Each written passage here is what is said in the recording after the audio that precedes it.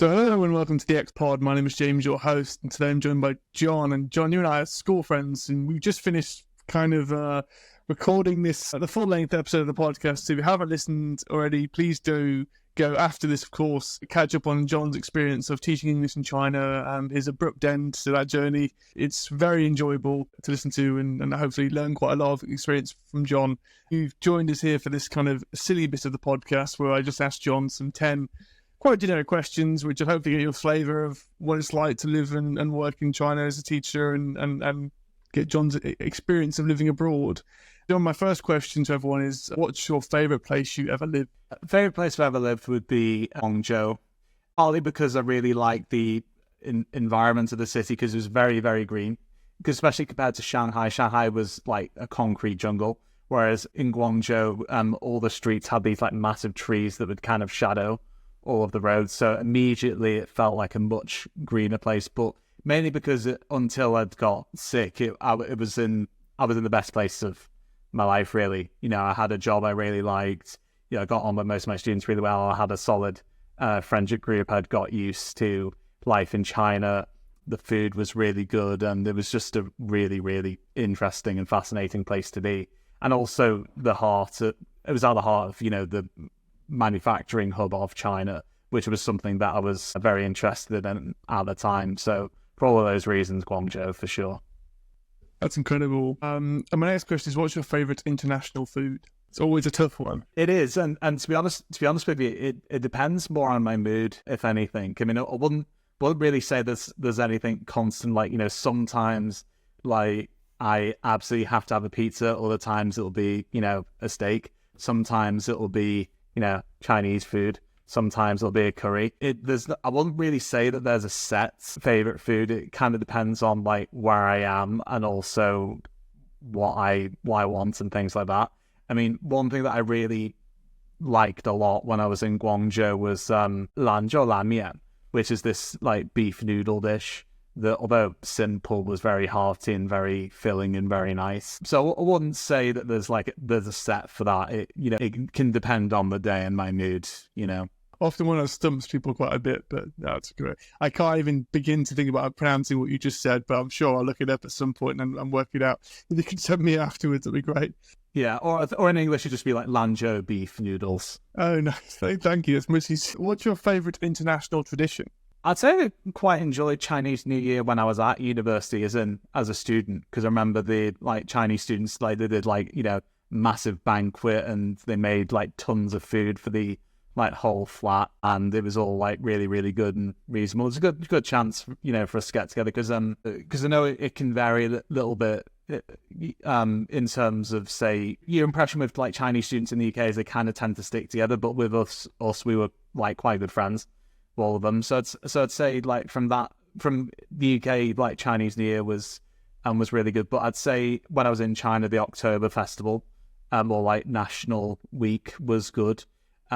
Not because it was like anything to do with, you know, like foreigners, because it's mainly like when the, you know, CCP came to power in China, but it's a time when like people travel around and you get to like, you know, see people that you wouldn't necessarily see that much and interact with people from other parts of China who come to visit and things like that. So it's not like the German October Festival then, no? No. Was it Baoju rather than beer?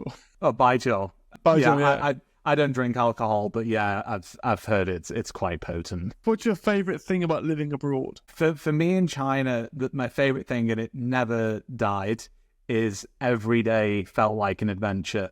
You know, even as I said in the main podcast, doing something as trivial as going out to the shop and, you know, just getting some water or other things you need, even that in its own way felt like an adventure, and just every interaction every time we went out had that kind of feeling and sentiment. And I remember especially when I went out to visit a factory in Shenzhen, I was thinking like, this is really cool. I'm, you know, here at this factory in the middle of nowhere looking at all these like sportswear products and stuff like that, and I'm thinking, you know, what other, you know, opportunities would you have to like be somewhere so random and do something like this? So it's definitely like the feeling of constant adventure. That's a lot of expats probably can align themselves to. Is it does feel like, you know, the trivial things are definitely adventure because you haven't got the kind of baseline knowledge of where things are. You have to go and Google stuff. Like for me, finding a free bike was difficult, but I had to go on like 3 different trams, which I've never been on before, and you expand your horizons much more by doing such a thing, which is incredible. My next question is, what's your best homesickness remedy? I didn't get homesick when I was in China at any point, to be honest. I mean, I did go through like a bit of the expat cycle, you know, at the beginning where, you know, things were not going that well in my job because, you know, I was new to teaching and struggling at first. So I did go through like a few months where things weren't so good, but I wouldn't really say I needed the homesickness remedy as such. But I suppose like I've always, you know, like turned to food, you know, to perk me up, and that's, you know, generally always worked with me. And especially in Shanghai, I had every cuisine on my doorstep, more or less. So I suppose having access to things like that, you know, helped me feel better, but I wouldn't say I was ever homesick at any point.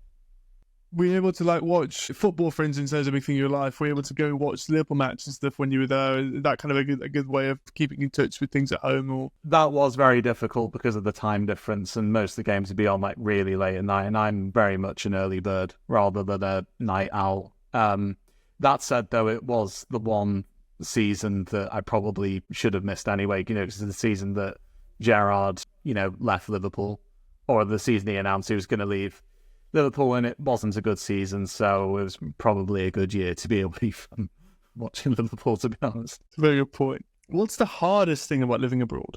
Hardest thing about living abroad, I'd say, is getting used to like how things are done, and the new structures that are in place and things like that. And in China specifically, I'd say that at the beginning, definitely language, although I'd say Mandarin's kind of a strain. It gets a bad rap. I mean, I don't think it's as bad as people make out in some aspects. I mean, obviously learning to read and write is very, very difficult, but the language itself is actually like very logical and very efficient. The tones are quite difficult to get. Like you can say ni hao 5 different ways and it means different things, right? That's correct, but I made the point from the get-go that when I was learning is that I'd learn the two together. Because one thing that I know some people did or heard about with Mandarin is they'd like learn the words first. I'll learn the terms later. It's like, no, you can't do that. No, it's like having, you know, when you do it together, it's like having a key in the door that it corresponds to. Whereas later you have a load of doors and you don't know which key goes where, you know, if you learn the two separately. So yeah, I'd say getting used to how things are done and also initial language. I mean, when you get to the more advanced stages of Mandarin, it does like get a lot more difficult again.